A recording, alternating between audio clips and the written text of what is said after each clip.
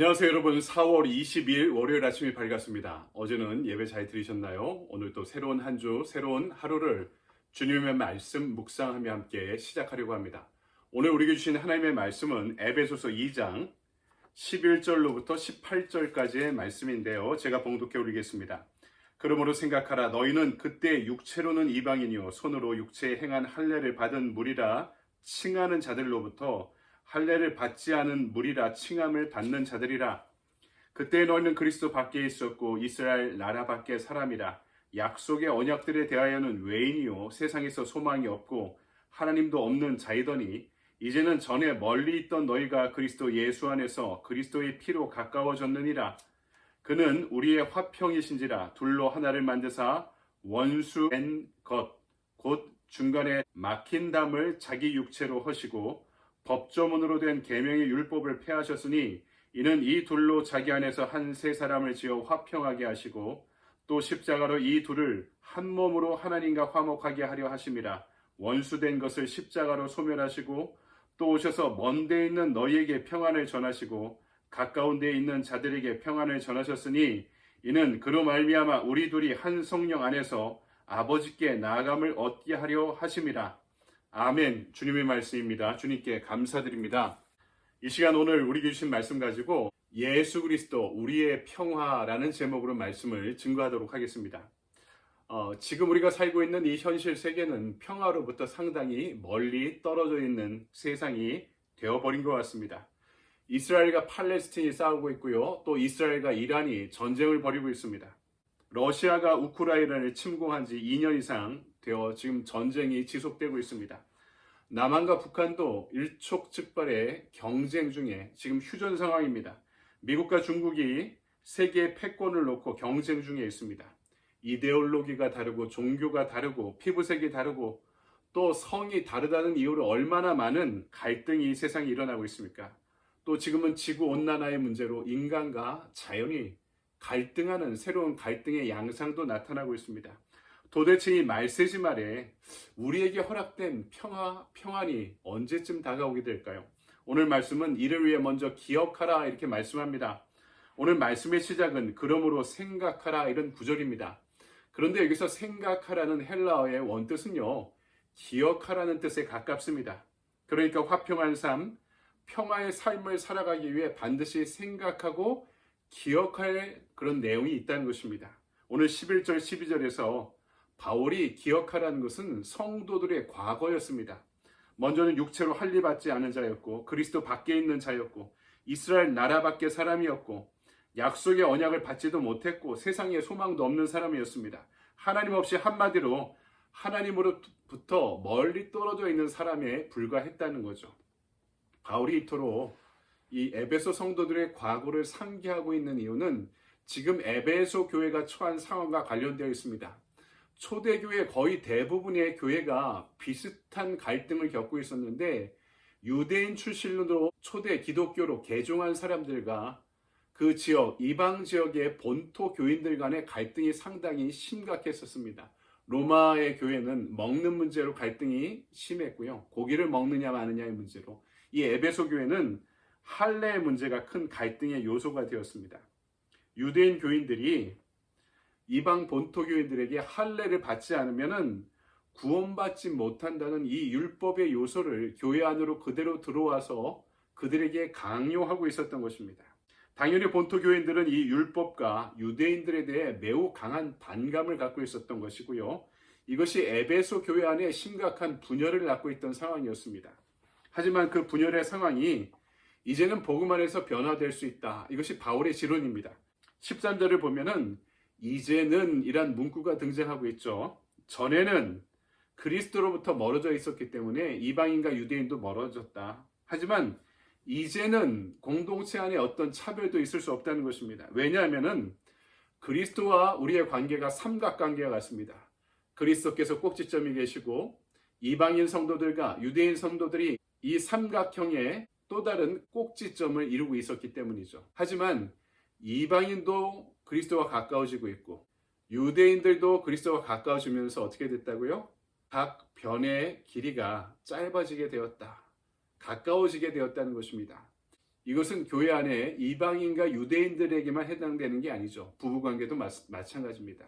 아내와 남편이 하나님과 그리스도와 가까워질수록 이 둘의 관계는 가까워지죠.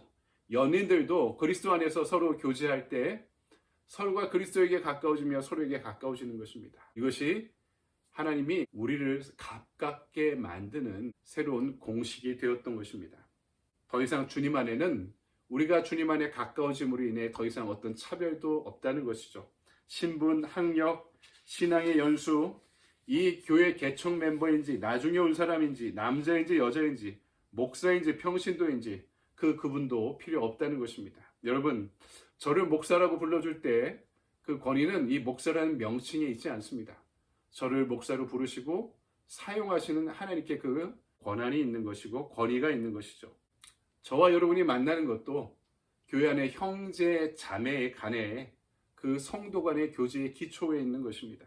따라서 목사도 평신도도 오래된 성도도 새로운 성도도 그 위치는 남들보다 앞선 것이 아니라 모두가 다 그리스도 안에서 형제와 자매인 것입니다.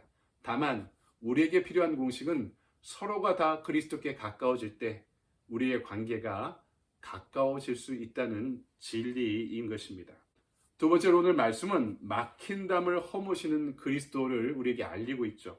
예수님의 공생애를 한마디로 이야기하면 경계선 가로지르기다 이렇게 표현할 수 있을 것 같습니다. 남성과 여성 사이의 경계, 의인과 죄인의 경계, 예루살렘과 사마리아의 경계, 유대인과 이방인의 경계, 주님은 그 경계를 비집고 들어가서 헤집고 다니면서 소통과 화해의 틈을 만들어 오셨습니다. 도저히 예수님 때문에 만날 수 없을 것 같은 사람들이 만나게 되었고 이전에는 알 수 없었던 서로의 아름다움에 눈뜨게 하셨습니다. 그래서 바울은 나와 너로 나눠져 있던 에베소 교인들을 14절부터 우리라고 함께 지칭하고 있습니다. 죄는요, 분노하고 당을 나누고 투쟁하게 만듭니다. 하지만 사랑은 하나 되게 만들죠. 서로 융화될 수 없었던 적대적인 두 무리가 이제는 우리라는 범주로 묶여질 수 있는 곳, 바로 예수 그리스도의 십자가로 인해 새 인류가 탄생할 수 있는 그곳을 우리는 교회라고 부릅니다. 이 하나됨의 작업에는 해체와 건설이 함께 이루어집니다. 해체하는 것은 서로를 가르는 담장을 부수는 것입니다. 건설하는 것은 그분의 사랑으로 구조물들을 접합해 나가는 것입니다. 이 해체와 건설에 이용되는 사랑의 유일한 통로는 바로 예수 그리스도의 십자가인 것입니다. 먼저 그리스도의 십자가는 우리를 가로막는 담, 율법의 담을 해체했다라고 14절과 15절에서 말씀하고 있죠. 그것은 서로를 종교적으로 정죄하는 율법과 정죄의 영을 가리키고 있습니다. 경험적으로 보면 교회 안에서 직분이 높아질수록요, 그리고 오랫동안 신앙생활 해왔을수록 복음의 진리로 남을 판단하고 평가하는 것에 우리는 익숙해집니다. 하지만 그 이면에는 자신의 자존심과 명예를 복음으로 합리화시키려는 노력이 따라오는 것을 보게 됩니다. 그런데 예수 그리스도의 십자가 사건은 그 바리새적인 종교의 영을 몰아내고 있습니다. 서로를 가르는 담을 허물어냅니다. 왜? 십자가에는 내가 죽어 너를 살리는 법만 있지 너를 죽여 내가 살리는 법이 없기 때문입니다. 그런데도 그 반대의 법칙이 우리의 교회 안에 통용되고 있다면 둘 중에 하나일 것입니다. 그것이 거짓 십자가이든지 아니면은 교회가 십자가의 복음과 무관한 제도가 되었기 때문입니다. 주님께서 너무 무기력하게 보이시던 그 십자가에서 아무런 저항 없이 죽으심으로 내가 살기 위해 다른 이를 죽이려는 종교의 영, 분열과 갈등의 영을 무력화시키셨습니다. 한마디로 그 경쟁과 투쟁, 정죄와 갈등의 악순환을 끊어버리는 해체를 교회를 통해 감행해 오셨던 것입니다. 이런 해체의 작업을 거쳐 새로운 공동체가 건설됩니다. 나를 지배하던 분열의 영을 없애려는 시도를 끊임없이 해야 하고 그 순종의 아픔을 거쳐갈 때 이제 교회는 서로가 머리 대신 주님께 연결되어 있는 지체로 세워지게 되는 것입니다. 죄인된 나를 받아들여 주신 주님의 사랑을 기억하는 성도, 그 아픔의 십자가를 묵상하는 성도, 분열의 영은 더 이상 그들을 지배하지 못할 것입니다. 우리는 우리 자신을 향해, 우리의 공동체를 향해, 그리고 세상을 향해 선포해야 됩니다. 그리스도께서 막힌 담을 허무셨다. 우리를 하나 되게 하셨다. 그리고 우리를 이 세상의 평화의 도구로 파송하셨다. 아멘. 이렇게 그리스도를 통해 평화를 이룬 교회는 다시 성령을 통해 이 땅에 오실 평화의 왕을 선포해야 합니다. 그리고 교회로부터 이 세상 한가운데까지 이어진 서로를 편가르고 정죄하는 막힌 담을 허물고 사랑으로 연결하는 하나님의 평화를 확장시켜야 합니다. 그 일을 위해 저와 여러분은 우리의 교회에 그리고 이 땅을 향해 부름 받은 줄을 여러분 기억하는 하루가 되길 바랍니다. 아멘. 적용의 질문입니다. 내가 화평한 관계를 누리지 못하는 사람이 있다면 누구입니까? 십자가의 은혜를 기억하며 관계 속의 화평을 지키기 위해 무엇을 실천하겠습니까?